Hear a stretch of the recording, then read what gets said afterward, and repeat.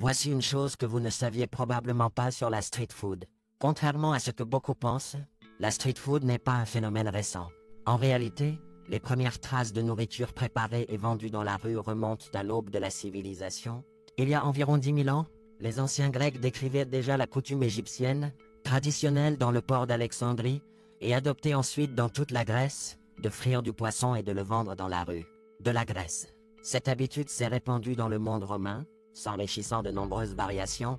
Dans les ruines d'Herculanum et de Pompéi, on peut encore voir les restes bien conservés des thermopolia, ancêtres de nos actuels stands de nourriture. C'étaient des sortes de mini-cuisines donnant directement sur la rue, servant à vendre toutes sortes de plats cuisinés, en particulier des ragoûts d'épeautre, de haricots ou de pois chiches. À l'époque, les citadins, les appartements, essentiellement des immeubles, souvent sans cuisine.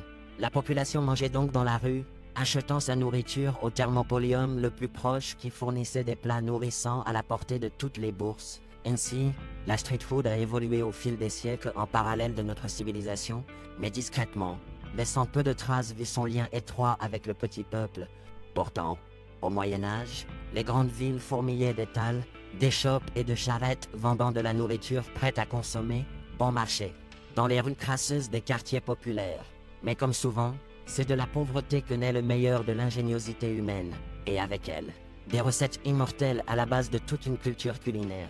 Ainsi, à Paris, il y avait les fameux pâtés, ou plutôt pastés, des fonds de pâte garnis de diverses préparations, généralement des ragoûts de viande ou de légumes, vendus pour quelques sous.